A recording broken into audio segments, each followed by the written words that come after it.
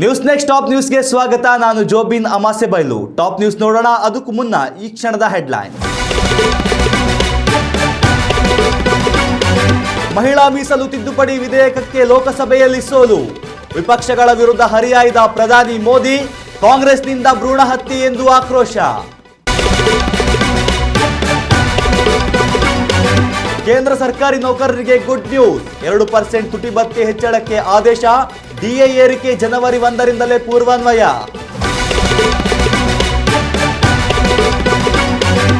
BJP ಮುಖಂಡ ಯೋಗೀಶ್ ಗೌಡ ಕೊಲೆ ಪ್ರಕರಣ. ವಿನಯ್ ಕುಲಕರ್ಣಿಗೆ ಕೈದಿ ಸಂಖ್ಯೆ 16,110. ಪರಪ್ಪನ ಅಗ್ರಹಾರದಲ್ಲಿ ವಾಸ.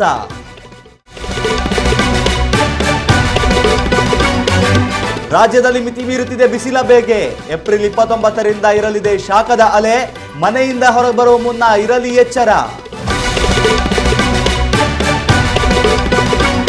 ಪಿಎಫ್ ಬಳಕೆದಾರರಿಗೆ ಗುಡ್ ನ್ಯೂಸ್. ಎಟಿಎಂ ಯುಪಿಐ ಮೂಲಕವೂ ಮಾಡಬಹುದು ಭವಿಷ್ಯ ನಿಧಿ ವಿಡ್ರಾ. ಇದು ಇಪಿಎಫ್ಒ ಡಿಜಿಟಲ್ ಕ್ರಾಂತಿ. ಮಹಿಳಾ ಮೀಸಲು ಮಸೂದೆ ಅಂಗೀಕಾರ ಪಡೆಯಲು ಶತಾಯಗತಾಯ ಪ್ರಯತ್ನಿಸಿದ ಬೆನ್ನಲ್ಲೂ ಲೋಕಸಭೆಯಲ್ಲಿ ಕೇಂದ್ರ ಸರ್ಕಾರ ಹಿನ್ನಡೆ ಅನುಭವಿಸಿತ್ತು. ಈ ಹಿನ್ನೆಲೆಯಲ್ಲಿ ದೇಶವನ್ನುದ್ದೇಶಿಸಿ ಮಾತನಾಡಿದ ಪ್ರಧಾನಿ ನರೇಂದ್ರ ಮೋದಿ ಕಾಂಗ್ರೆಸ್ ವಿರುದ್ಧ ಹರಿಹಾಯ್ದಿದ್ದಾರೆ. ಮಹಿಳಾ ಮೀಸಲು ಮಸೂದೆಯನ್ನು ಸೋಲಿಸುವ ಮೂಲಕ ಕಾಂಗ್ರೆಸ್ ಭ್ರೂಣ ಹತ್ಯೆಯಂತಹ ಪಾಪಕೃತ್ಯವನ್ನು ಮಾಡಿದಂತಾಗಿದೆ ಎಂದು ಗುಡುಗಿದ್ದಾರೆ. ಈ ಮಸೂದೆಯು ಮಹಿಳೆಯರ ಸಬಲೀಕರಣದ ಗುರಿಯನ್ನು ಹೊಂದಿದೆ. ನಾರಿ ಶಕ್ತಿಯ ರಕ್ಷಣೆಯು ಮಹಾಯಜ್ಞವಾಗಿದೆ.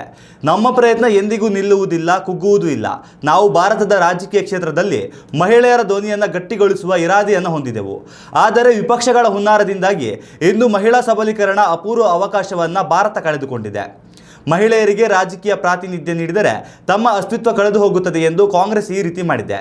ಕಾಂಗ್ರೆಸ್ ತನ್ನ ಕುಟುಂಬದ ಮಹಿಳೆಯರನ್ನು ಹೊರತುಪಡಿಸಿ ಹೊರಗಿನ ಮಹಿಳೆ ಶಕ್ತಳಾಗುವುದನ್ನು ಸಹಿಸುವುದಿಲ್ಲ. ಕಾಂಗ್ರೆಸ್ ಎಂದಿಗೂ ಸುಧಾರಣಾ ವಿರೋಧಿ ಪಕ್ಷ ಎಂದು ಹರಿಹಾಯ್ದಿದ್ದಾರೆ. ಇನ್ನು ಪ್ರಧಾನಿ ಮೋದಿ ಭಾಷಣದ ಬೆನ್ನಲ್ಲೇ ಎಐಸಿಸಿ ಅಧ್ಯಕ್ಷ ಮಲ್ಲಿಕಾರ್ಜುನ ಖರ್ಗೆ ಎಕ್ಸ್ನಲ್ಲಿ ಪೋಸ್ಟ್ ಮಾಡುವ ಮೂಲಕ ಟಾಂಗ್ ಅನ್ನು ನೀಡಿದ್ದಾರೆ. ಪ್ರಧಾನಿ ಮೋದಿ ಈ ಭಾಷಣವನ್ನು ತಮ್ಮ ರಾಜಕೀಯ ಲಾಭಕ್ಕೆ ಬಳಸಿಕೊಂಡಿದ್ದಾರೆ. ಮಹಿಳಾ ಮೀಸಲಾತಿ ಹಾಗೂ ಕ್ಷೇತ್ರ ಮರುವಿಂಗಡೆ ಎರಡನ್ನು ಒಟ್ಟಿಗೆ ಸೇರಿಸಿ ಜನರಲ್ಲಿ ಗೊಂದಲ ಮೂಡಿಸುವ ಪ್ರಯತ್ನವನ್ನು ಮಾಡಿದ್ದಾರೆ. ಪ್ರಸ್ತುತ ಇರುವ 543 ಲೋಕಸಭಾ ಕ್ಷೇತ್ರಗಳಲ್ಲಿಯೇ ಮಹಿಳೆಯರಿಗೆ 33% ಮೀಸಲಾತಿಯನ್ನು ತಕ್ಷಣವೇ ಜಾರಿಗೆ ತನ್ನಿ ಎಂದು ಕೇಂದ್ರ ಸರ್ಕಾರಕ್ಕೆ ಖರ್ಗೆ ಸವಾಲನ್ನು ಹಾಕಿದ್ದಾರೆ. ಉತ್ತಮ ಸಂಸ್ಕಾರಯುತ ಶಿಕ್ಷಣದೊಂದಿಗೆ VSS English medium CBSE school Udupi Muddur. ನರ್ಸರಿಯಿಂದ 10ನೇ ತರಗತಿವರೆಗೆ ಶಿಕ್ಷಣದ ಜೊತೆಗೆ 5ರಿಂದ 10ನೇ ತರಗತಿವರೆಗಿನ ವಿದ್ಯಾರ್ಥಿನಿಯರಿಗೆ ಉತ್ತಮ ಹಾಸ್ಟೆಲ್ ಸೌಲಭ್ಯವೂ ಇದೆ. ನಿಮ್ಮ ಮಕ್ಕಳ ಪ್ರವೇಶಾತಿಗಾಗಿ ಈ ಸಂಖ್ಯೆಗೆ ಕರೆ ಮಾಡಿ. ಪ್ರಧಾನಿ ಮೋದಿ ನೇತೃತ್ವದ ಕೇಂದ್ರ ಸರ್ಕಾರವು ಸರ್ಕಾರಿ ನೌಕರರಿಗೆ ಗುಡ್ ನ್ಯೂಸ್ ಅನ್ನು ನೀಡಿದೆ. ಜನವರಿ 1, 2026ರಿಂದಲೇ ಪೂರ್ವಾನ್ವಯವಾಗುವಂತೆ ತುಟಿ ಭತ್ಯೆಯನ್ನು 2% ಏರಿಕೆ ಮಾಡಲಾಗಿದೆ. ಈ ಏರಿಕೆಯೊಂದಿಗೆ ಕೇಂದ್ರ ಸರ್ಕಾರಿ ನೌಕರರ ಮೂಲ ವೇತನ 58% ತುಟಿ ಭತ್ಯೆ ಈಗ 60% ಆಗಲಿದೆ. 8ನೇ ವೇತನ ಆಯೋಗ ಜಾರಿಗೆ ಬರುವ ಮುನ್ನವೇ ತುಟಿ ಭತ್ಯೆಯಲ್ಲಿ ಏರಿಕೆ ಕಂಡಿರುವುದು ಕೇಂದ್ರ ಸರ್ಕಾರಿ ನೌಕರರ ಕಣ್ಣೆರಳುವಂತೆ ಮಾಡಿದೆ. ದೀಪಾವಳಿ ಹಬ್ಬದ ಸಂದರ್ಭದಲ್ಲಿ ಡಿಎ ಏರಿಕೆಯಾಗಬಹುದು ಎಂದುಕೊಂಡಿದ್ದ ಸರ್ಕಾರಿ ನೌಕರರಿಗೆ ಬಹುಬೇಗನೆ ಶುಭ ಸುದ್ದಿ ದೊರಕಿದಂತಾಗಿದೆ. ಈ ತುಟಿ ಭತ್ಯೆ ಹೆಚ್ಚಳವು ಕೇವಲ ಸೇವೆ ಸಲ್ಲಿಸುತ್ತಿರುವ ನೌಕರರಿಗೆ ಮಾತ್ರವಲ್ಲದೆ ಲಕ್ಷಾಂತರ ಪಿಂಚಣಿದಾರರಿಗೂ ಅನ್ವಯವಾಗಲಿದೆ. ಅವರ ಆರ್ಥಿಕ ಭದ್ರತೆ ಮತ್ತಷ್ಟು ಬಲಪಡಿಸಲಿದೆ. ಹೆಚ್ಚುತ್ತಿರುವ ಅಗತ್ಯ ವಸ್ತುಗಳ ಬೆಲೆ ಏರಿಕೆಯ ನಡುವೆ ಸರ್ಕಾರದ ಈ ಕ್ರಮವು ಮಧ್ಯಮ ವರ್ಗದ ನೌಕರರ ಜೀವನ ಮಟ್ಟ ಸುಧಾರಿಸಲು ಸಹಕಾರಿಯಾಗಲಿದೆ. ಮುಂದಿನ ದಿನಗಳಲ್ಲಿ 8ನೇ ವೇತನ ಆಯೋಗದ ಶಿಫಾರಸುಗಳು ಜಾರಿಗೆ ಬಂದರೆ ನೌಕರರ ವೇತನ ಶ್ರೇಣಿಯಲ್ಲಿ ಇನ್ನೂ ದೊಡ್ಡ ಮಟ್ಟದ ಬದಲಾವಣೆಯನ್ನು ನಿರೀಕ್ಷಿಸಬಹುದಾಗಿದೆ. ಧಾರವಾಡ ಜಿಲ್ಲೆಯ ಹುಬ್ಬಳ್ಳಿ ಜಿಲ್ಲಾ ಪಂಚಾಯಿತಿ ಕ್ಷೇತ್ರದ ಬಿಜೆಪಿ ಸದಸ್ಯ ಯೋಗೇಶ್ ಗೌಡ ಕೊಲೆ ಪ್ರಕರಣ ಶಾಸಕ ವಿನಯ್ ಕುಲಕರ್ಣಿ ರಾಜಕೀಯ ಜೀವನವನ್ನು ಅಡಿಮೇಲು ಮಾಡಿದೆ. ಬರೋಬ್ಬರಿ 8 ವರ್ಷಗಳ ಸುದೀರ್ಘ ಹೋರಾಟದ ಬಳಿಕವೂ ಈ ಕೊಲೆ ಪ್ರಕರಣದಲ್ಲಿ ದೋಷಮುಕ್ತನಾಗುವಲ್ಲಿ ವಿಫಲನಾದ ಶಾಸಕ ವಿನಯ್ ಕುಲಕರ್ಣಿ ಕೊನೆಗೂ ಪರಪ್ಪನ ಅಗ್ರಹಾರದ ಕಾಯಂ ಅತಿಥಿಯಾಗಿದ್ದಾರೆ. ಈ ಪ್ರಕರಣದಲ್ಲಿ ವಿನಯ್ ಕುಲಕರ್ಣಿ ಸೇರಿದಂತೆ ಎಲ್ಲ 17 ಆರೋಪಿಗಳಿಗೆ ಕೋರ್ಟ್ ಜೀವಾವಧಿ ಶಿಕ್ಷೆಯನ್ನು ವಿಧಿಸಿದೆ.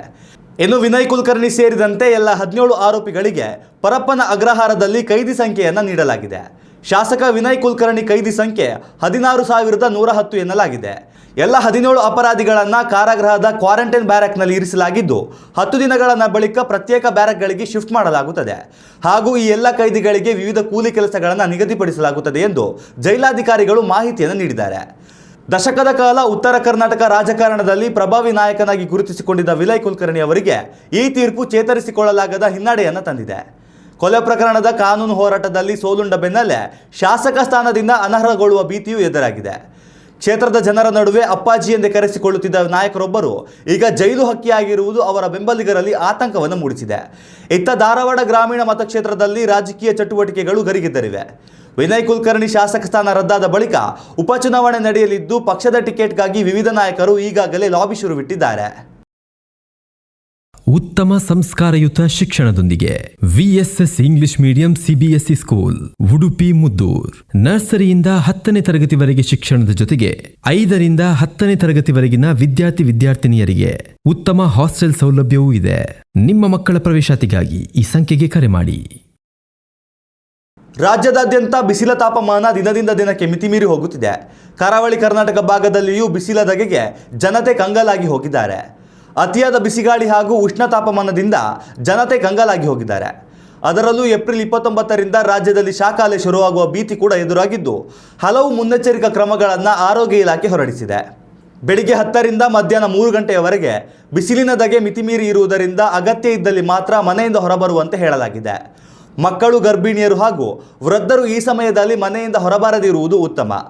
ಮೊಸರು, ಮಜ್ಜಿಗೆ, ವೀಳ್ಯದೆಲೆ ರಸ ಹಾಗೂ ತಾಜಾ ಹಣ್ಣಿನಿಂದ ತಯಾರಿಸಿದ ಜ್ಯೂಸ್ಗಳನ್ನು ಸೇವಿಸಿ. ತಂಪು ಪಾನೀಯಗಳ ಸೇವನೆ ಒಳ್ಳೆಯದಲ್ಲ. ಹತ್ತಿಯ ಬಟ್ಟೆಯನ್ನು ಧರಿಸಿ. ಇನ್ನು ಕಾರು ಚಾಲಕರು ಫುಲ್ ಟ್ಯಾಂಕ್ ಮಾಡಿಸುವುದು ಬೇಡ. ಸಂಜೆಯ ನಂತರವೇ ಕಾರುಗಳಿಗೆ ಇಂಧನ ಹಾಕಿಸಿ. ಟೈರ್ಗಳಿಗೆ ಅತಿಯಾದ ಗಾಳಿ ತುಂಬಬೇಡಿ ಎಂದು ಸೇರಿದಂತೆ ಹಲವಾರು ಮುನ್ನೆಚ್ಚರಿಕೆಗಳನ್ನು ವಹಿಸುವಂತೆ ಸೂಚನೆಯನ್ನು ನೀಡಲಾಗಿದೆ. ಹವಾಮಾನ ಇಲಾಖೆಯ ಮುನ್ಸೂಚನೆಯಂತೆ ರಾಜ್ಯದ ಉತ್ತರ ಒಳನಾಡಿನ ಜಿಲ್ಲೆಗಳಾದ ಕಲಬುರಗಿ, ವಿಜಯಪುರ ಮತ್ತು ಬಾಗಲಕೋಟೆಯಲ್ಲಿ ತಾಪಮಾನವು 40 ಡಿಗ್ರಿ ಸೆಲ್ಸಿಯಸ್ಗಿಂತಲೂ ಹೆಚ್ಚಾಗುವ ಸಾಧ್ಯತೆ ಇದೆ.